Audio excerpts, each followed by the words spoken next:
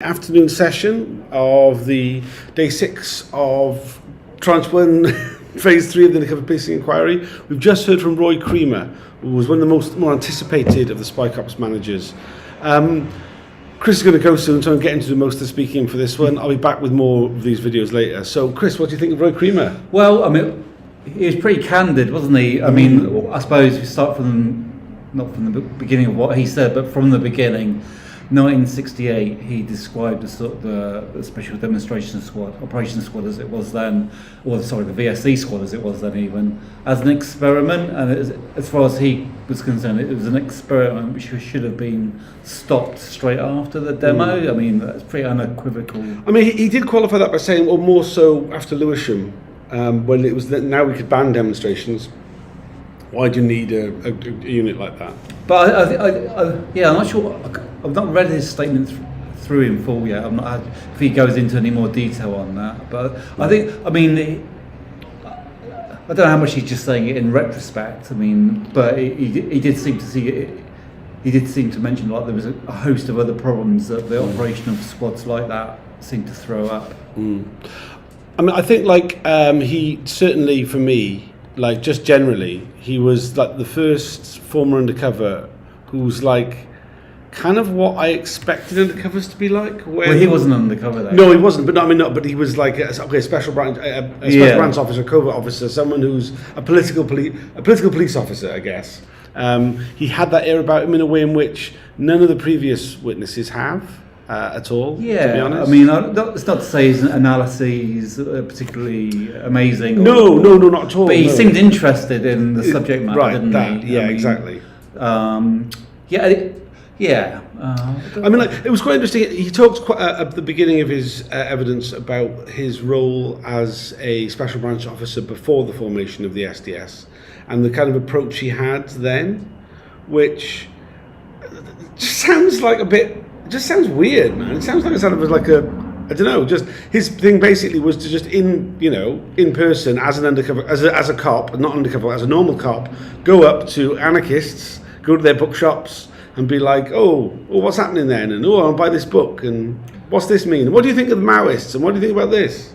Yeah, I mean, it's recounted in the Angry Brigade book. They used to turn up and play chess with this Hungarian antiques dealer, John Retty, I think his name is. And he used to be a regular visitor to various bookshops and stuff. There's lots of anecdotes about that. So I mean, that's just the way he was, wasn't it? I mean, yeah.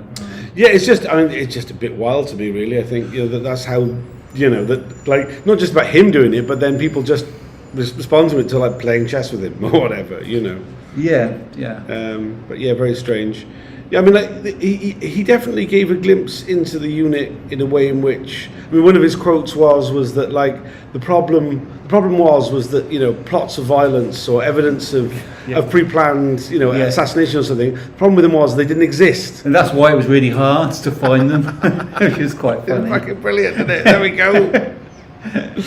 And there was a few other like one. Yeah, I mean, I think he was being as polite as he could about Conrad Dixon, but he did seem to like portray him as some kind of like, someone who just do whatever he pleased without really any much consideration for the consequences. Yeah, totally. And, I mean, he said, Dixon said, "Oh, you've got to rein me in," basically. Yeah, and I mean, you do get he used the word like an adventure. I mean, he did say at one point, I don't want to be flippant about it all, but when we were in the unit, it was all a bit of a lark. Yeah. It was an adventure.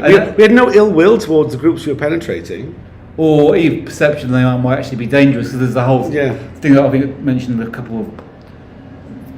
a few days ago about Conrad Dixon turning up undercover in his sailor's outfit. You just don't do that if you were dealing with people who you feared were some kind of menace. And then also about his time in C Squad after he left the SDS, where he was doing these threat assessments on upcoming demonstrations, and he was asked, did you contact the SDS for them? And he was like, well, that was a bit of a thorny issue, because even though they were called the Special Demonstration Squad, they didn't really do that. Yeah, they weren't really do what a Special Demonstration Squad sounds like it should do. They didn't really know about any demonstrations, basically. Right, so, I mean...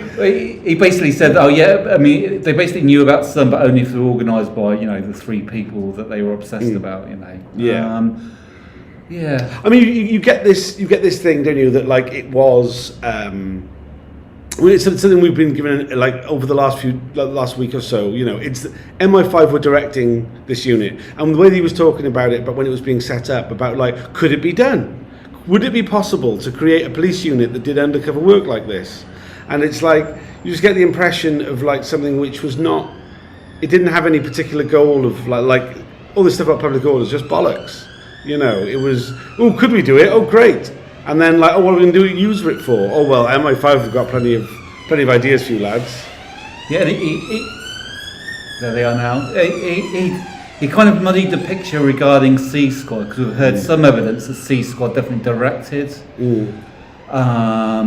infiltrations, where he said they didn't have much influence, but he did definitely seem to confirm that the police, the special branch in general, were deferential to any request from MI5 requests. They just had to whistle and then go and do it, basically. Yeah. I mean, you got that very clear. Yeah. We're only on a short break now. It's 20-minute break. So we've got a little bit more time, but not a huge amount. By the way, we've got rid of all that stuff along there with all the. Sorry about that. I thought it looked cool. Replaced by me, which is not necessarily an improvement. Well, this is your last time on camera this week, so make it count. Is there anything else you want to talk about? No.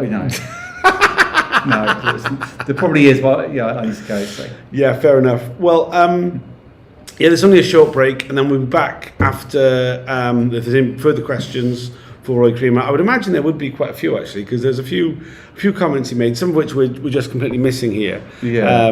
Which like demand further input really.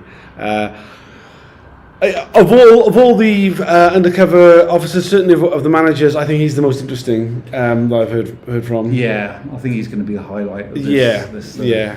He definitely also he charmed a bit of the public gallery. I mean, I don't want to drop anybody in it, but during the first break, where we didn't we didn't get time to do a reaction. A number of seasoned Spy Cops watchers said, "Oh, I like him," and it's like, "What do you mean you like him?" And someone who should not be named, who won't be named, so he reminded them of her granddad. Yeah, well, no, grandmother. Yeah, and it's just like, oh, if only he says certain, the way he says certain words and all this. It's just like, come on, dude, bloody hell. But I mean, you get the impression, yeah, he's like a charismatic character who probably was quite good at his job, such as it shouldn't be a fucking job. But someone who I think. I'm really glad he was called to the inquiry. I can't believe he wasn't going to be. But yeah, I mean, I think the thing was he wasn't telling obvious lies. Not saying he didn't tell any untruths. We never. It wasn't like he didn't give an answer which is like, come on, mate. That's bollocks. I mean, there was a definite when we had Dave Smith this morning.